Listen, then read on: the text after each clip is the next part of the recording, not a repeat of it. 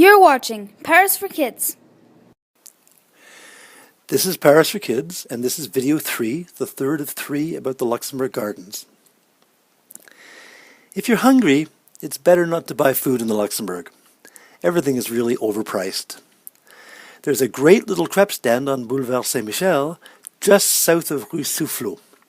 A crepe is a French pancake. It's very thin, with a diameter of 15 to 18 inches.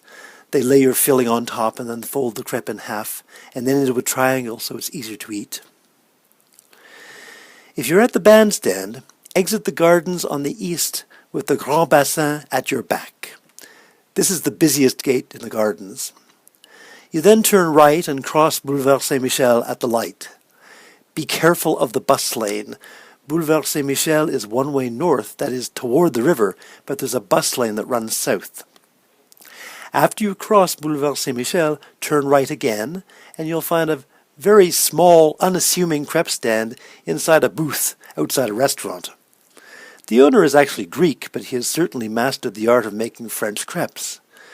You can have your crepe with Frankfurter sausages, Emmental cheese, ham, egg, mushrooms.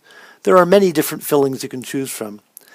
The prices range from 3 to 5 euros, and so the crepe is excellent value anywhere, but especially so in Paris, where restaurant food tends to be fairly expensive. The crepes are also very filling.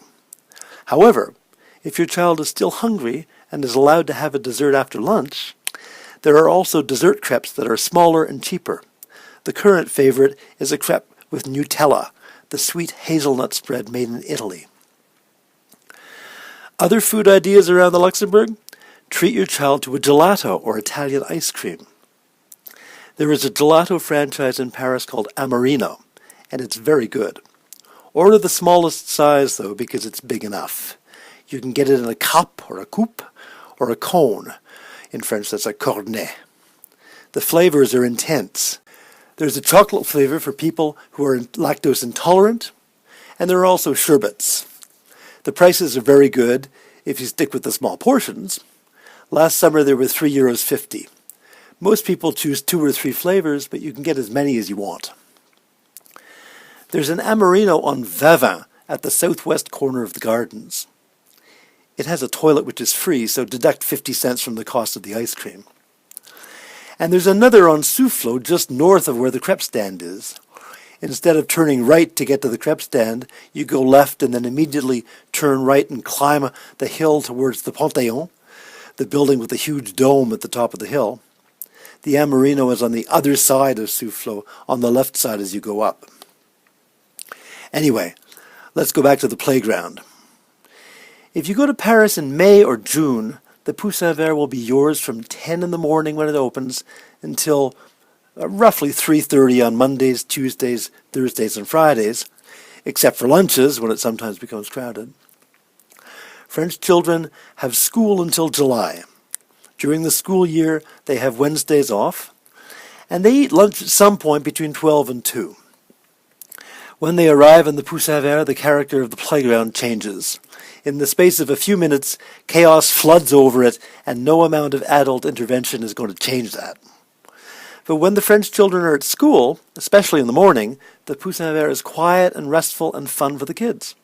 The main language in the playground is English, and your child will make friends with children from Canada, England, the United States, Australia, and also from countries whose second language is English. So if you have a child and you're going to Paris, plan to spend a lot of time at the Luxembourg Gardens. It should really be the center of your visit. However, there's a minor downside to the gardens that you should be aware of. The Luxembourg's a quirky place. You may or may not like the sculpted trees. You may or may not like the trained trees on the southern border of the park. The park may seem too symmetrical. You may not like the rules about which parts of the park you can walk on. But all these things are part of the Luxembourg experience. You have to laugh your way past the pelouse interdite, or the grass is forbidden, and pelouse autorisée, or the grass is allowed. But the thing that will probably get you is the gravillon. Gravillon is not gravel, but it's like gravel. It's used to cover paths in many of the parks in Paris. It's a finely ground rock, often mixed with sand, and it leaves your shoes covered in white dust. Now, if you look at the shoes of Parisians, they are never covered in white dust. I don't know how they manage this because they do walk on the gravillon. You can't help it, it's everywhere. But if you're not from Paris, your shoes, they're going to look like you just walked through slush. Worse, on windy days, windy dry days, the dust from the gravillon swirls around and gets in your eyes. Days like that, it's better to avoid the parks altogether. But on most days, the gardens will delight your children and make them feel that Paris is their second home. If I could live anywhere in the world, I would live in the Luxembourg Gardens. And if the price for that is a pair of dirty shoes, that's something I could learn to live with.